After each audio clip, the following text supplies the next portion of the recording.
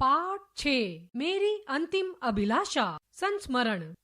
भारतीय जनता से मुझे इतना प्रेम और स्नेह मिला है कि मैं चाहे जो कुछ भी करूं, उसके अल्पांश का भी बदला नहीं चुका सकता। और सच तो यह है कि प्रेम जैसी अमूल्य चीज का बदला चुकाया भी नहीं जा सकता।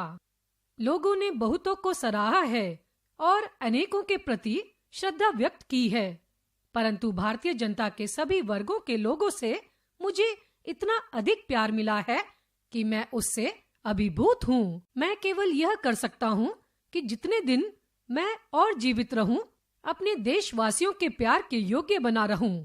अपने अनगिनत साथियों और सहकर्मियों के अनुग्रह का मैं और भी अधिक ऋणी हूँ।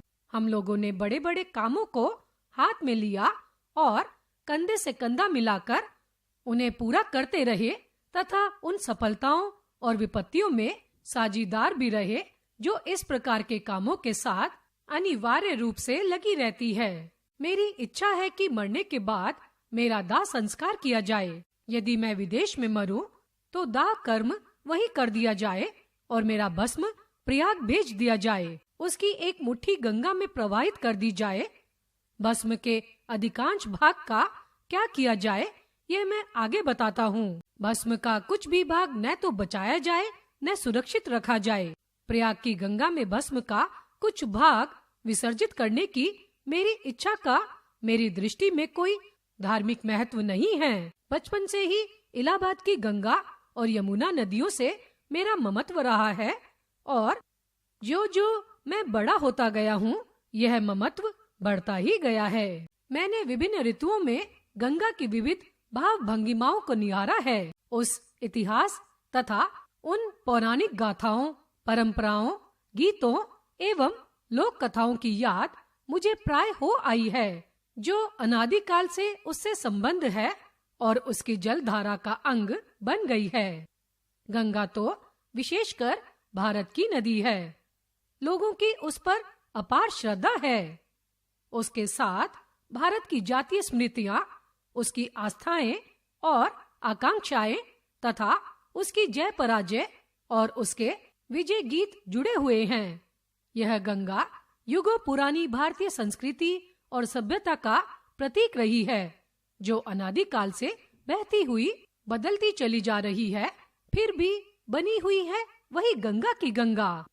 वह मुझे हिमालय की उन तुषार मंडित चोटियों और गहरी उपत्यकाओं की याद दिला रही है, जो मुझे सदा प्रिय रही है। वह मुझे नीचे के उर्वर और विस्तृत मैदानों की भी याद दिलाती रही है, जहाँ मेरा जीवन ढला है और जो मेरे जीवन के कार्य क्षेत्र रहे हैं। प्रभात की किरणों में मुस्कुराती और नाचती हुई सायं की घिरती आती परछाइयों के साथ श्यामल, उदास और रहस्यमयी बनी हुई शीत ऋतु में संकरी, मंद एवं ललित धारा वाली वर्षा ऋतु में समुद्र का सा विस्तार तथा कुछ उसी किसी विनाशशीलता की शक्ति लिए भीषण गर्जना करती हुई गंगा मेरे लिए भारत के उस अतीत और स्मृति के समान रही है, जो वर्तमान तक चला आया है और भविष्य के महासागर की ओर बढ़ता जा रहा है।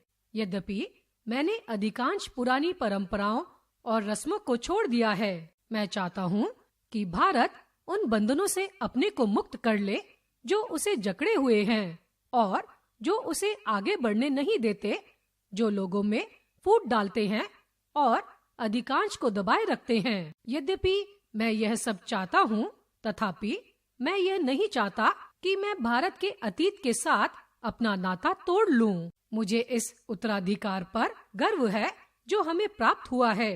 मैं इस बात को भी भली भांति समझता हूँ कि मैं भी औरों की तरह उस अटूट श्रृंखला की एक अटूट कड़ी हूँ, जो स्मृति के सहारे भारत के अतीत में इतिहास के ऊषा काल तक चली जाती है। उस श्रृंखला को मैं कभी तोड़ना नहीं चाहूंगा, क्योंकि मैं उसे बहुत बड़ी निधि मानता हूँ और उससे प्रेरणा ग्रहण करता हूँ। अपनी इस अभिलाषा की पूर्ति के लिए भारत के सांस्कृतिक उत्तराधिकारी के प्रति अपनी अंतिम श्रद्धांजलि अर्पित करने की इच्छा से मैं यह प्रार्थना करता हूँ कि मेरा भस्म से मुट्ठी भर इलाहाबाद के पास गंगा में प्रवाहित कर दिया जाए, जिससे कि वह उस महासागर तक पहुंच जाए। मैं चाहता हूं कि मेरे भस्म का शेष भाग विमान द्वारा ऊपर से उन खेतों में बिखेर दिया जाए जहां भारत के किसान कड़ी मेहनत करते हैं, ताकि वह भस्म भारत की धूल और मिट्टी में मिलकर भारत का ही